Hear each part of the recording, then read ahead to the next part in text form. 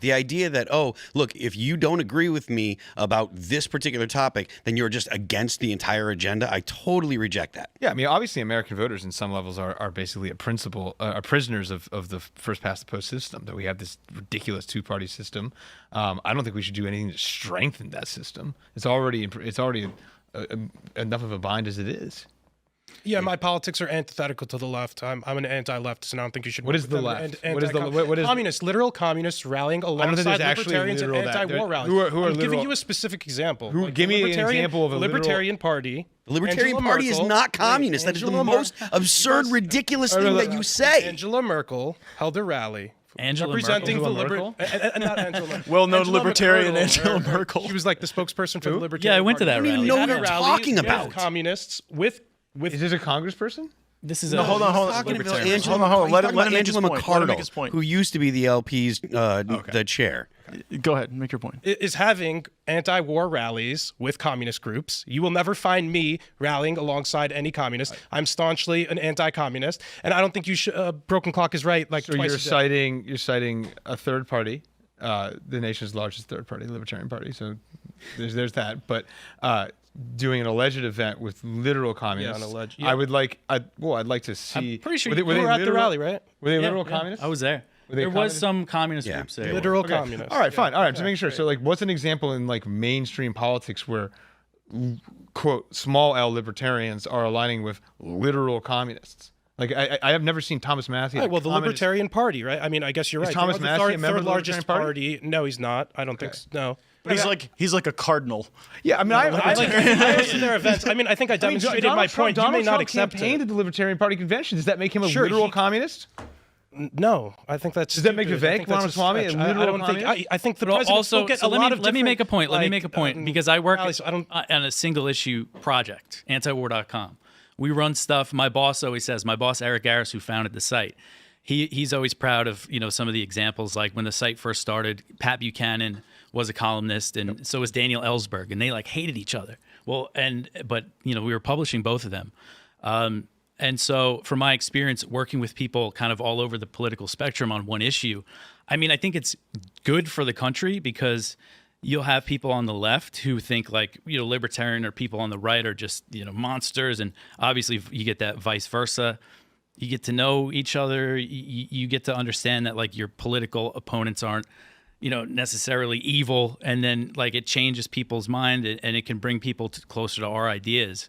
So I think there's a lot of positives to this, and like optically having a rally and people with like the hammer and sickle there, that doesn't look good. But single issue stuff in general, I think is a net positive thing, especially when it's something as evil as what is happening in Gaza. As the party's standard bearer, this is not a doctrinaire Republican. He's never been his entire life. No, and so, I mean, so the idea that we're going to start dividing, like, I don't think even he wants that. No, I mean, look, Donald Trump is a pragmatist, if nothing else, right? He's not ideological. He will change his opinion if the results on the ground are not proving what he thought, whether it be tariffs, whatever the situation is. If it's not getting Donald Trump positive, if it's not getting actual positive results for the American people, right? Now maybe he misinterprets data or whatever, but if in his estimation it's not producing good results for the American people, he will change his policy. There is nothing that Donald Trump wants more than to go down in history as a positive, good president, and you don't do that by making the American people miserable. You can hate Donald Trump. The left is always going to hate him. That's perfectly that is absolutely obvious, right? It's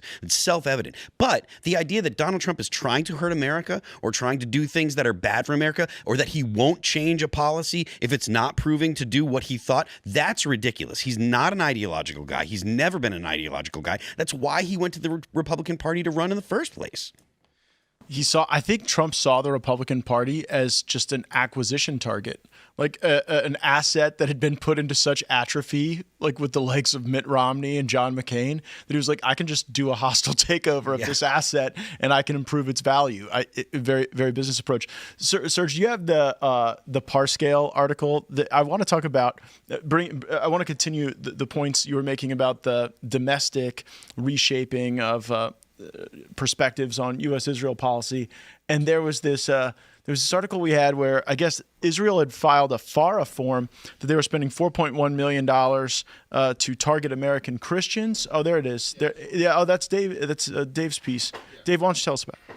Yeah, so this is something that the Israeli Foreign Ministry itself is actually funding this. And the budget is up to $4.1 million.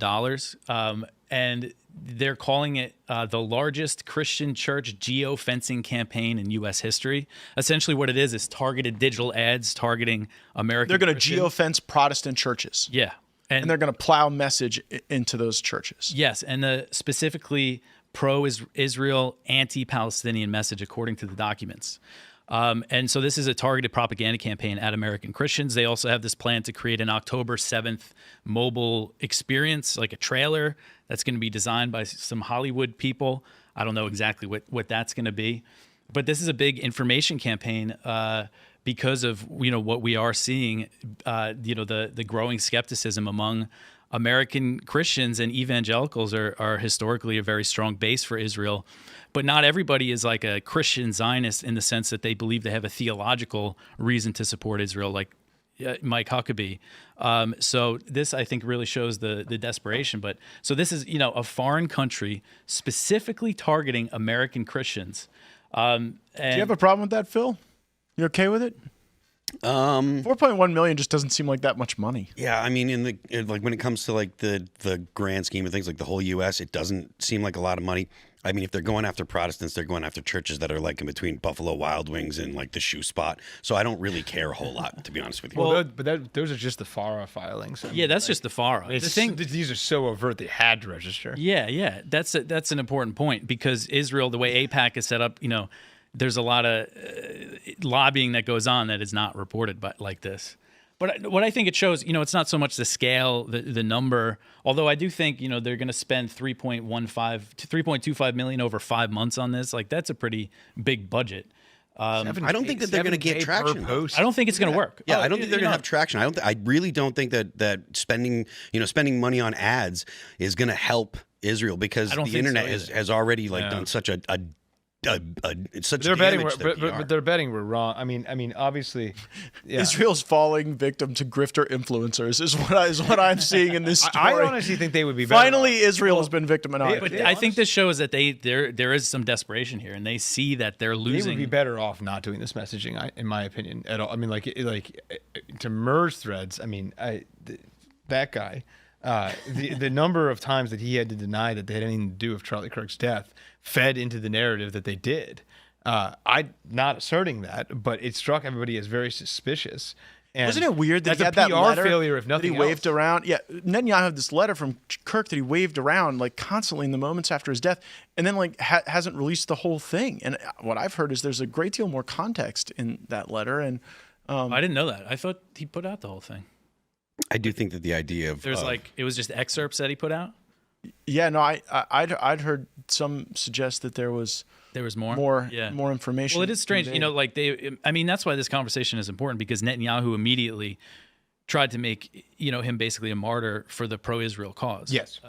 So this conversation definitely needs to happen. He was a warrior for the West, a warrior against Muslims. He said all these things. That's true, but I agree with you guys that Netanyahu did that, but the idea that the Israelis had something to do with his murder. No, I'm not arguing. I'm not saying that you are, but there's a lot of people that are saying that on the internet, and I think their that's failed ridiculous. PR. Why do you think it's ridiculous? Facet. What's your basis to disprove that? Well, I think that. Well, I mean, Tyler's dad turned him in. The kid's dad turned him in. Like the gun was his father's. If there's new information or information that I don't have, and I'm not suggesting there's any evidence that Israel had any involvement, but I just think that to make any determinations about the evidence seems misguided. I wouldn't make any determination about anyone's culpability or not culpability until I know the full story. I do think it's interesting that Andrew Colvett, one of the people closest to Charlie Kirk in the world, felt like one of the things he needed to share with authorities in the moments after Charlie Kirk's death was this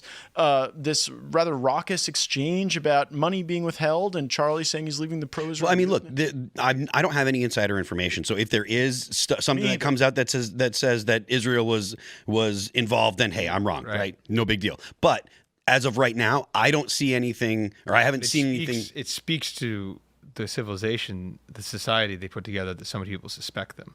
I mean, that they are. I mean, this is. I feel like the people that are most vocal about that are kind of knee-jerk anti-Israel, anyways. Though, like they're going to be like, oh, but I mean, Israel. I mean, this is in the Ronan Bergman book, Rise and Kill First. I mean, Israel has killed through assassination more people through assassination than any Western country since World War II. Yeah, but who are they killing? Enemies of Israel, presumably. And was Charlie Kirk an enemy of Israel? Well, that the conspiracy theory asserts that he was becoming one. Yeah, well, I mean, That's the yeah.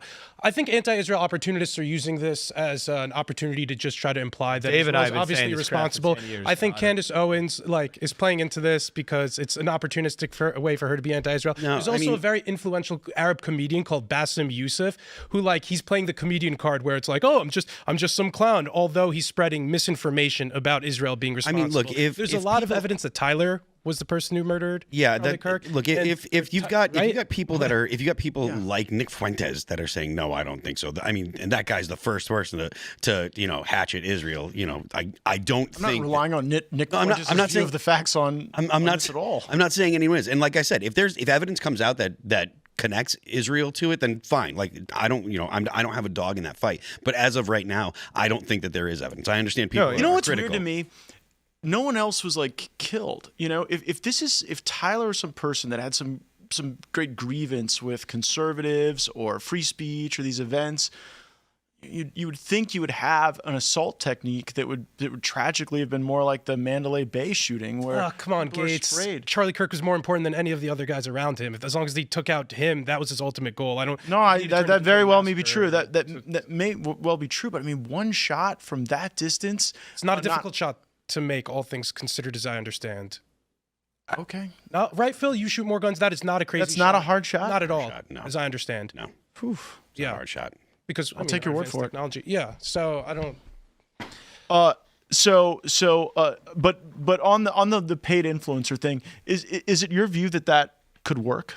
No. And I think we're in agreement on 4.1 million is kind of chump change, as you mentioned Yeah. earlier. And I don't think Israel is unique in doing this. And so, This is just the globalized information game that we're all a part of. Like, there is a part of me that looked at the criticism of what they were doing and just saying, look, information is so globalized now. There's so many powerful forces trying to plow information into various cleavages of the American electorate and the faith community. Yeah, but FARA registrations are fairly few and far between, at least in this kind of media blanket. But yeah, only because Yeah, people but- break the law. And all then, the and then time. additionally, I mean, this is what Benjamin Netanyahu is spending his time on. I mean, other He than had that visiting little Donald influencer Trump, meeting, he's when he was in- he's at the front. I mean, like, what other? I didn't see Erdogan meet with a bunch of Turkish influencers when he was in New York a month ago. Like, well, Hassan Piker, I don't know if he's a proud Turk. So did they meet with Erdogan? no, I'm making a joke. I don't think he's. Well, I mean, the joke's not very good because, like, if it was a truly analogous situation, I mean, he would have flown to West Hollywood and make sure Hassan Piker was on message for Big Turkey, right? But that's what Netanyahu actually did. And also the Oracle, the TikTok thing. I mean, Netanyahu said, did you see that clip when he was speaking to influencers in New York? And he said, what's the most important thing happening right now? When he was asked about this, losing the evangelical Christians kind of losing their support for Israel. And he said social media is the tool of battle that we have to use. And what's the most important thing happening right now? The TikTok purchase. And who's buying that? The company with the main stakes is going to be Oracle. What is it? Larry Ellison, super pro-Israel, huge Is there private funder is there to a the person on IDF. the planet Earth who donates more money to the IDF than Larry Ellison? I think don't they know. say that's they say is the largest private donor to the IDF. I think that's based on like a fundraiser from a few The years ago. IDF itself, really? Yeah. That's hilarious. The friends of the IDF. Now he owns TikTok. You're right. Yeah. He doesn't give money to Israel. He's just giving it to the guys with Yeah, the so I mean, guns. that's probably bigger than any of this. Is the Yeah, media the TikTok. So are you betting that when we're back here in 120 days, like resolving our core disagreement about whether or not hostilities are going to increase or decrease, you actually think that peace will And I'm take excited hold? for his principal. No, by the way, opposition to we it. hope I hope you're I right. think there are a lot more dramatic ramp ups in other parts of the world that we should be more concerned about. But I think we're for going one to. reason Let's or talk another, about Sudan. Israel. Let's No, talk not about- Sudan. How about about Venezuela? Venezuela, 'Cause yeah. we're going to Okay, try to do fair regime change in Venezuela. down But with for that. some reason, we're always a lot more focused on Israel. Let's I October will say this 7th. to some of I'm the gonna get viewers: to if you have Venezuela any too. dreams of getting into the influencer game or becoming a journalist, I will say this: any story on Israel will get a lot of attention, no matter how insignificant opinion. If you want some eyes on your scoop, no matter how small, Israel does anything. You could bitch and moan about Israel. You could praise Israel. We love to give Israel a ton of attention. So if you're trying to get into the game and get eyes and clicks on your stuff, talk about Israel. That's why I guess there's so many powerful people in media who criticize Israel. Yeah, the Congress might meet with Israel. It is a new thing. Like, I guess that's why media is controlled by Israel critics right now, as we gather. Thanks for checking out this clip from Timcast IRL. Make sure to watch the show live Monday through Friday at 8 p.m. Subscribe to this channel, and we will see you all there.